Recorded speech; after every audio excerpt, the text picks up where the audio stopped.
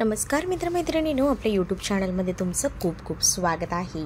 चला तर मग आजच्या आपल्या पुढच्या भागाला सुरुवात करूया. हो बरं, मग मी स्टडीमध्ये आहे, सदूला सांग माझ्यासाठी कॉफी आणून द्यायला. हो सांगते. स्टडीमध्ये जाऊन विवेक विचार करत होता. त्याच्या मनात घोळत असलेल्या प्रश्नांचं उत्तर कदाचित नुपूरकडे असावं. प्रियाचं बोलणं ऐकून नेमकं काय घडलं असेल याचा त्याला अंदाज आला होता, पण त्याला त्या सगळ्यांच्या मुळाशी जायचं होतं.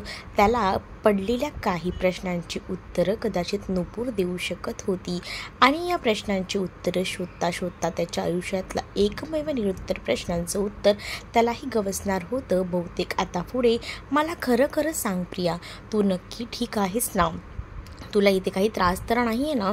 इकडे मात्र आजीसाहेब रूममधून बाहेर पडल्या तसं नुपूरने प्रियाचा हात हातात घेऊन तिला काळजीने विचारलं.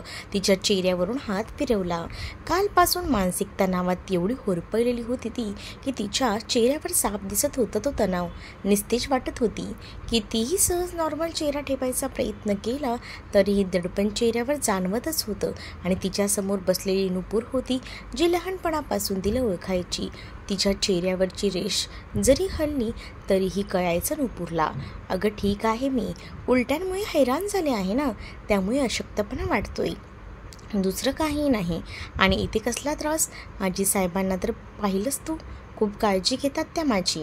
आजीसाहेब, बाबासाहेब, विराज, भाऊजी अगदी तळहाताच्या खोडाप्रमाणे जपतात मला. तर दिवसभर बसून आराम करून कंटाळा येतो नुसता. आणि मिस्टर कारखाने ते नीट वागतात ना तुझ्यासोबत? नुपूरने संशयित नजरेने पाहिलं प्रियाकडे, कारण तिने जेवढं विवेकविषयी ऐकलं वाचलं होतं तो एक स्वार्थी वृक्षकठोर माणूस होता. कुणाच्या भावनांनी त्याला काही देणं घेणं नव्हतं. अशा माणसाला त्याच्या कॉन्ट्रॅक्ट मॅरेजमुळे सोबत असलेल्या बायकोविषयी काय वाटणार? त्याच्या दृष्टीने एक डील होती ती. अशावेळी त्याच्यामुळे तर प्रिया दुखावली जात नाही ना याची काळजी बांधत होती नुपूरला. तर नुपूरचे विचारही काही चुकीचे नव्हते, पण तोच कठोर स्वार्थी, स्वतःच्या फायद्याशिवाय कुठल्याही गोष्टींमध्ये काहीच न इन्व्हेस्ट करणारा विवेक कारखानेच बदलत होता. आणि हा बदललेला विवेक फक्त प्रियाने अनुभवला होता. नुपूरच्या प्रश्नावर प्रियाला विवेकबद्दल बिहेवियर आठवलं. तो घेत असलेली काळजी, ते तिच्यासाठी घेतलेला स्टँड, तिला समजावून सांगणं आणि धीर देणं, ते सुद्धा नीटच वागतात त्यात माझ्यासोबत, नक्की ना? हे बघ प्रिया, मान्य आहे तुला गरज होती त्यावेळी, पण हे प्रपोजल त्याचं होतं ते. जर तुला काही त्रास देत असतील तर अगं नाही, खरंच नाही, उलट ते सुद्धा खूप काळजी घेतात माझी. हे सगळं सोड. बरं मला सांग, रियांश दादा, काका काकू कसे आहेत? प्रियाने विषय बदलवला. ठीक आहेत सगळे, आई विचारत होती. प्रिया नाही आली बऱ्याच दिवसापासून म्हणून. माझी पण खूप इच्छा होती ग त्यांना भेटायला यायची. तेवढ्यातच मंदा आणि आजीसाहेब आल्या. मंदाच्या हातात ट्रे होता आणि त्यात वेगवेगळे खाद्यपदार्थ होते, गोड, तिखट, ज्यूस, फ्रूट, सगळंच. त्या दोघीही आत आल्याबरोबर आता चार्लीही त्यांच्या मागोमाग आत घुसला. सकाळपासून प्रिया दिसली नव्हती. आता दिसल्याबरोबर टुणकन उडी मारून तिच्या बेडवर चढला. कदाचित त्या मुख्या जनावरालाही तिची काळजी होती. त्याला आपली माया दाखवायची होती आणि तिच्याकडून लाड करून घ्यायचे होते. तिने जवळ घेऊन त्याला कुरवाळलं. आला शेवटी हा आत, मगासपासून सगळीकडे शोधून आला तुला, आजीसाहेबांनी त्याच्याकडे कौतुकाने पाहत म्हटलं. प्रियाने जरा वेळ घेऊन त्याला थोपटवलं. त्याच्या अंगावरून हात फिरवला. तेव्हा कुठे त्याला बरं वाटलं. झालंय ना तुझा लाड करून आता? चल जा बाहेर गार्डनमध्ये खेळ, आजीसाहेब त्याच्याकडे पाहून म्हणाल्या. तसं तो आणखीनच प्रियाच्या मागे लपला. नुपूरला मोठं अप्रूप वाटलं. त्या मुख्या जनावरालाही किती लळा लागलाय प्रियाचा. असं ऐकणारच नाही हा. मंदा, सदूला सांग त्याला घेऊन जायला. मग सदू येऊन त्याला घेऊन गेला. जाताना कुरबुर सुरूच होती त्याची, जसं मला जबरदस्ती हाकलवता आहे तिथून अशासारखं. धाकट्या वहिनीसाहेब, हे नाही आवडलं तर दुसरं काय खायचं आहे ते सांगा, मी आणते बनवून, मंदा हसत मुखाने म्हणाली. तो ट्रे समोरच्या टेबलवर ठेवत, नको मंदाताई, हेच किती सारं आणले तुम्ही. बरं, ही माझी मैत्रीण नुपूर आहे आणि या मंदाताई, प्रियाने ओळख करून दिली. तसं नुपूरने नमस्कार केला त्यांना. बरं झालं ताई तुम्ही आलात. आता तुम्हीच सांगा धाकट्या वहिनी साहेबांना. काही पण खायचं म्हटलं की नकारच असतो ह्यांचा. आता या अशा अवस्थेत चांगलं खायचं प्यायचं तर नाही, एवढंसं चिमणीसारखं खातात. तुम्हीच सांगा आता यांना. हो हो मी सांगते तिला. नुपूर एक वेळ पाहुणीकडे आणि एक वेळ आजीसाहेबांना पाहत म्हणाली. आजीसाहेबांच्या चेहऱ्यावर स्मित होतं. बरं आजीसाहेब, आणखीन काही लागलं तर आवाज द्या मला, येते मी. मंदा निघून गेल्यावर आजीसाहेब नुपूरकडे वळल्या. अगदी एवढीशी होती ती मंदा, तेव्हापासून याच घरात आहे. खूप जीव लावते सगळ्यांना. मंदा आता गेली तसा आजी साहेब नुपूरकडे पाहत म्हणाल्या, अगं घे ना. नुपूर संकोचत होती. एवढ्या मोठ्या घरात हे एवढं अवघड. अगं तुझ्या मैत्रिणीच्या घरी पहिल्यांदा आली आहेस तू. प्रिया तूच सांग बाई हिला. प्रियाने म्हणालं तसं नुपूरने प्लेट हातात घेतली. मग आजीसाहेब जरा वेळ बसल्या त्या दोघींसोबत. नुपूरच्या घरची, तिच्या घरी कोण कोण असतं वगैरे चौकशी केली. बसा तुम्ही बोलत, मी बाहेर आहे. बरं प्रिया, उद्यासुद्धा मावशीला बोलवलं आहे मी घरी. डॉक्टर सुधा मावशी हो तिलाच. म्हणजे विचार केला की काय होतंय ते बघून घेऊया. आता विवेकही तेच म्हणाला, धावपळ नको तुला म्हणून. पण आता आजच आपण डॉक्टरांकडे जाऊन आलेलो आम्ही. हो बरोबर आहे, पण सुधाला विचारायचं आहे की तुला 2-3 तासांचा प्रवास झेपेल का म्हणून. प्रवास? कुठे जायचं आहे का आजीसाहेब? अगं हो, आपल्याला कुलदेवतेच्या दर्शनाला जाणार आहोत आपण. तू आणि विवेकने जोडीने दर्शन घ्या तिथे. सगळ्या येणाऱ्या विघ्नांचा समूळ नाश होईल कुलदेवतेच्या दर्शने.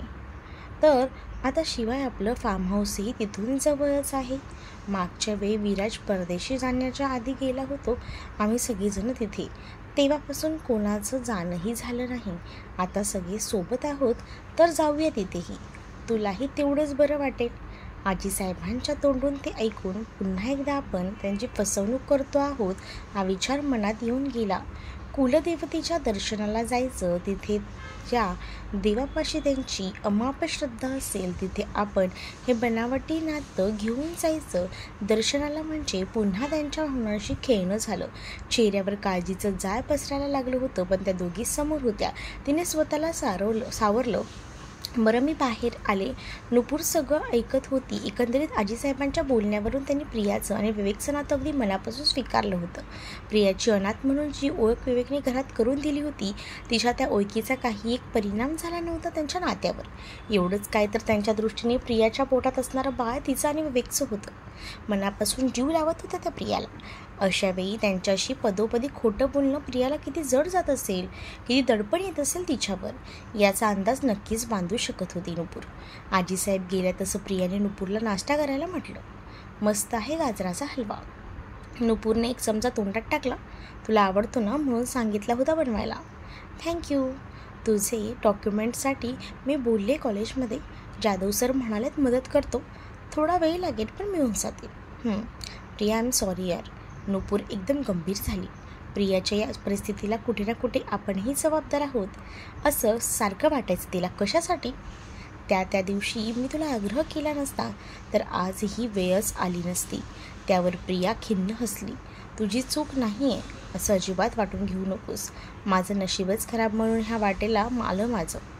पण तुला सांगू का, वाईट आतूनही काहीतरी चांगलं घडत असेल तर आजीसाहेब, आबासाहेब आणि विराज भाऊजी माझ्या आयुष्यात आलेत. हे काही महिने का होईना त्यांचं प्रेम मला मिळते. ही माया, आपुलकी, हे वात्सल्य यासाठी आयुष्यभर तरसले ग मी. पण ज्यावेळी या सगळ्यांच्या डोळ्यात माझ्यासाठी मी आपुलकी, हा आपलेपणा बघते ना, त्याच वेळी मी स्वतःच्या नजरेत पडते. दरवेळी ती माणसं मला भरभरून प्रेम देत आहेत आणि बदल्यात मी काय देत आहे? फसवणूक, धोका, खोटेपणा. नुपूरने तिच्या हातावर हात ठेवला. प्रिया नको एवढा विचार करूस. जे घडलंय ते घडू दे. आणि हे सगळं काही तू जाणून बुजून करत नाहीस ग. तुझी काही चूक नाही यात. मिस्टर कारखानेच आणि तुझं लग्न जरी एक डील किंवा करार असला तरी सध्या या घरात त्या लोकांसोबत राहणारी प्रिया ही खोटी नाही आहे, ती खरी आहे. प्रेमळ, मन मिळावून सगळ्यांची काळजी घेणारी. त्यामुळे स्वतःला त्रास करून घेऊ नकोस. तुझ्या अशा त्रास करून घेण्याच्या वायावर विपरीत परिणाम होऊ शकतो. नुपूरने तिला आपल्या पद्धतीने समजवायचा प्रयत्न केला. त्या दोघी बोलत होत्या तेवढ्यातच विराज आत आला. मघा त्याने येऊन बघितलं तेव्हा प्रिया झोपली होती.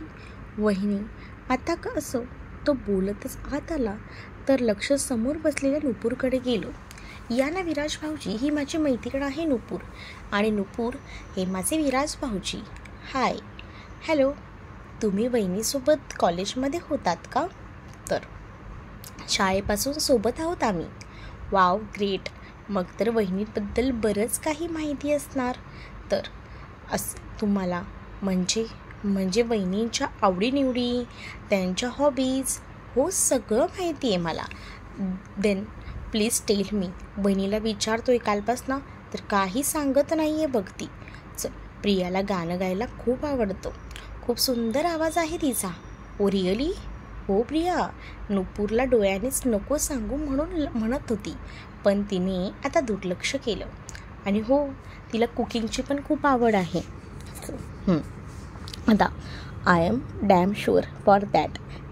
काय? अल्मेट बेसनचे लाडू केले होते. आता वहिनीने, हो सॉरी, जे विचारायला आलो तिथं राहूनच गेलं. वहिनी, आता बरं वाटते ना तुला? हो, ठीक वाटते. या विकेंडपर्यंत ठीक व्हायचं लागेल मला. आजीसाहेबांनी सांगितलेलं असेलच, आपण सगळीजणं फार्म हाऊसला जाणार आहोत ते. आणि आश्चर्य म्हणजे भाईला फक्त एकदा विचारलं आणि तो तयार झाला. विराज प्रचंड खुश आणि एक्सायटेड होता या फॅमिली पिकनिकसाठी. आणि सॉरी वहिनी, मग आम्ही तुला एकटं सोडून जायला नको होतं. भाईने सांगितलं होतं मला, तरीही जाम ओरडला तो मला. आता तुम्हाला हा भाग कसा वाटला हे नक्कीच मला कमेंट करून सांगा. आणि अशाच नवनवीन भागांसाठी आपल्या चॅनललासुद्धा सबस्क्राईब नक्कीच करा. चला तर मग भेटूया पुढच्या भागात. तोपर्यंत टाटा, बाय.